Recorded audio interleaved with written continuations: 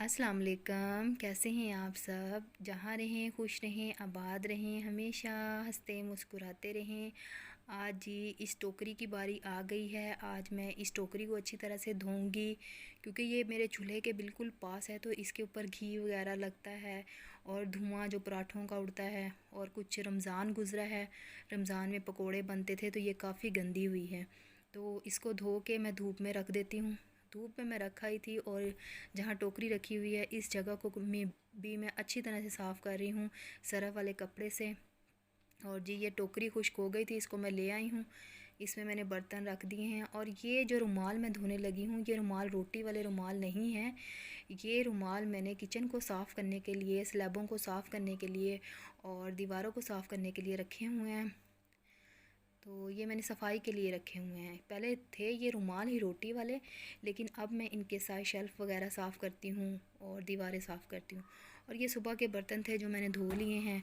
आज मैंने गीज़र भी ऑन किया हुआ है, और ये कपड़े मैं अच्छी तरह से गर्म पानी के साथ धो के तो बाहर लटका दूँगी। तो ये अब मैं अपना किचन साफ़ कर रही हूँ। चूल्हा काफ़ी गंदा हुआ हुआ था, तो वैसे तो मैं साथ साथ साफ़ करती रहती हूँ।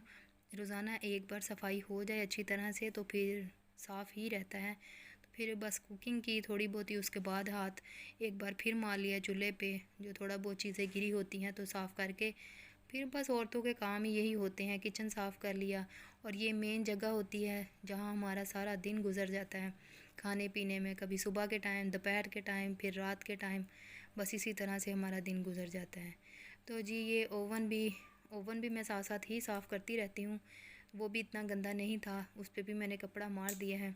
और शेल्फ़ें भी मैंने साफ़ कर ली हैं, और किचन अब मेरा कंप्लीट साफ़ हो गया है। तो जब किचन पूरा साफ़ हो गया तो मैंने 2 ड्रॉप 1 चम्मच लगा लें, 1 चम्मच भर के मैंने सिरके का डाल के गीले कपड़े में इसको अच्छी तरह से निचोड़ के सारी शेल्फ़ों के ऊपर, दीवारों के ऊपर एक बार मार दिया है। तो इससे ये होता है कि जो मक्खियाँ होती हैं वो नहीं आती, तो साफ़ सुथरा हो जाता है। ये देखें मेरा किचन बिल्कुल साफ़ सुथरा हो गया है। और वो सिरके वाला कपड़ा मैंने एंड पे मारा है। तो ये देख सकते हैं आप साफ़ सुथरा किचन। और ये 1 बजे का टाइम है। तो जी सफाई मेरी तकरीबन हो चुकी है, सेहन भी, कमरा भी, और कपड़े मैंने बाहर रुमाल धो के डाल दिए हैं। आज मैं क्या बनाने लगी हूँ? आज मैं बनाने लगी हूँ टांगरियाँ, ये बेसन के पकोड़े जिसको कहते हैं वो। बेसन को मैंने छान लिया है, 1 कप बेसन बेसन लिया है मैंने। उसके अंदर मैंने आधा चम्मच लाल मिर्च, आधा चम्मच दरदरी मिर्च और नमक हस्बे ज़ायका। और इसके अंदर अजवाइन बहुत ज़रूरी है, अजवाइन डाली है मैंने थोड़ी सी। और ज़ीरा 1 चुटकी मैंने मसल के हाथ पे वो डाला है। और अब मैं इसको ज़रा सा पानी डाल के और थोड़ा सा ऑयल डाल के इसको गूंद रही हूँ। इसको गूंदना ज़रा सख्त सख्त सा है, इसको सख्त सख्त सा गूंदना है, ताकि ये जो पकौड़ियाँ सी बनती हैं ये अच्छी सी बने। हम इसको पकौड़ियाँ कहते हैं, आप लोग पता नहीं इसको क्या कहते होंगे, कुछ लोग इसको टांगरियाँ कहते हैं। तो आप लोग जो कहते हैं, आप अगर आप बनाते हैं तो आपको पता होगा, अगर नहीं बनाते तो इस तरह से आप बना के एक बार ट्राई ज़रूर करें, बहुत मज़े की बनती हैं। और मैं थोड़ा थोड़ा ऑयल लगा के अब मैं इसको बना रही हूँ।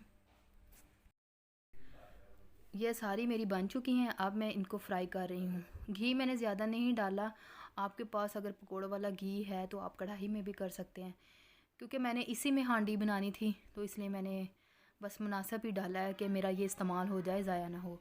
और साथ ही मैंने आलू भी छील लिए हैं। देखिए मेरे 1 कप मैदे में इतनी ज़्यादा ये टांगरियाँ बन गई हैं। तो अब मैंने आलू भी काट लिए हैं। आलू मैंने थोड़े से बड़े साइज़ के काटे हैं, क्योंकि ये टांगनियाँ बेसन की होती हैं, इन्हें भी गलना होता है।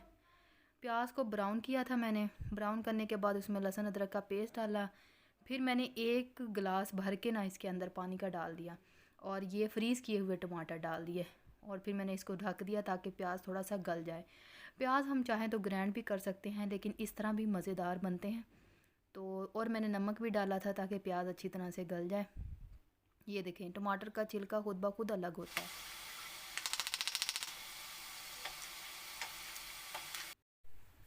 अब मैंने सालन के अंदर ये टांगरियाँ डाल दी हैं, और अब मैं इनको अच्छी तरह से भूनूंगी। और आपने देखा होगा, इनकी आवाज़ भी देखी होगी कितनी कड़क है।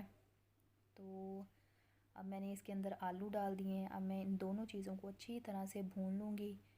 और मैं ज़्यादा मसाले इस्तेमाल नहीं करती, घर के बस सादे मसाले ही होते हैं जो मैं अपनी हांडी में डालती हूँ। और मैं गरम मसाला भी इतना नहीं डालती क्योंकि हस्बैंड का मसला है स्टमक का, तो इसलिए सिर्फ सूखा धनिया और ज़ीरा ही इस्तेमाल करती हूँ। ये दोनों चीज़ें मैंने ग्राइंड करके रखी हुई हैं और मैं अपनी हांडी में गरम मसाले की जगह इसका इस्तेमाल करती हूँ।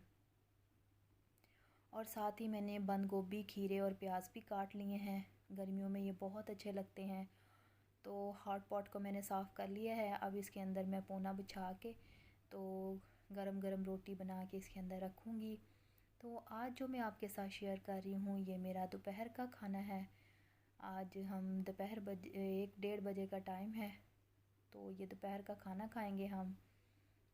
क्योंकि आज हस्बैंड भी घर थे और बच्चे जल्दी उठ गए थे सुबह, और मैं भी नहीं सोई सुबह फिर, क्योंकि बच्चों की नींद पूरी हो जाती है और बच्चों की एक टाइमिंग बनी होती है कि वो 7 बजे उठ जाते हैं, क्योंकि स्कूल जाते हैं बच्चे। तो फिर वो वैसे तो 6:30-7 बजे उठते हैं, तो 7:45 बजे इनका स्कूल लगता है।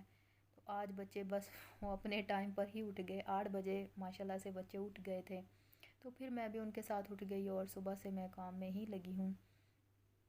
अब ये मैं दोपहर का खाना तैयार कर रही हूँ। तो दोपहर का खाने में चावल भी थे। कल जो चावल मैंने बनाए थे वो भी बच गए थे, तो फिर हस्बैंड ने और मैंने चावल ही खाए हैं। बच्चों को मैंने रोटी खिलाई है, अनस को और रमीशा को। उसके बाद फिर मैं चावल खाने लगी हूँ, क्योंकि रमीशा को ज़ुकाम हुआ है, उसको चावल नहीं देने थे। और मोहम्मद अनस भी ज़्यादातर रोटी ही खाता है शौक़ से। तो जी ये शाम का टाइम है। हम सो गए थे थोड़ी देर के लिए, उसके बाद उठे हैं, नहाए हैं। नहा तो मैंने पहले ही लेना था, लेकिन मैं बाद में नहाई हूँ क्योंकि अनस की कटिंग करवाने वाली थी। और फिर अनस की कटिंग करवाई और रमीशा को नहलाया, और अनस आ गया, फिर अनस को नहलाया, और फिर अब मैं नहा के अब ये मैं शाम की चाय पीने लगी हूँ। किचन मैंने पहले ही साफ़ कर लिया था। और ये शाम का 6 बजे का टाइम है। तो ये मेरी कड़क सी चाय तैयार है और चाय पीऊँगी, साथ में बच्चों को स्कूल का काम करवाऊँगी। और क्योंकि कल मैंने बच्चों को नहीं पढ़ाया, मैं बच्चों को रोज़ रूटीन का जो काम होता है वो रोज़ के रोज़ करवा देती हूँ। तो इस तरह से बच्चों की भी एक रूटीन चलती रहती है। तो जी अब चाय पीते हैं और बच्चों को पढ़ाते हैं और कमरे में चलते हैं। तो जी ये मैं कमरे में आ चुकी हूँ। बाहर का व्यू आप देख सकते हैं, शाम होने लगी है और साथ में बच्चों को पढ़ाऊँगी। बच्चे भी सो गए थे थोड़ी देर के लिए, अब हम उठे हैं। वैसे भी गर्मियों में दोपहर में ज़रूर सोया जाता है, हम तो सो जाते हैं क्योंकि जिस दिन मैं सुबह ना सोऊं उस दिन फिर मैं दोपहर को लाजमी सोती हूँ। तो आज का मेरा व्लॉग इतना ही था। तो मुझे दें इजाज़त। हुमैरा जहांगीर को अपनी दुआओं में याद रखें और प्लीज़ आप मुझे ज़रूर कमेंट किया करें। मुझे दें इजाज़त। अल्लाह हाफिज़।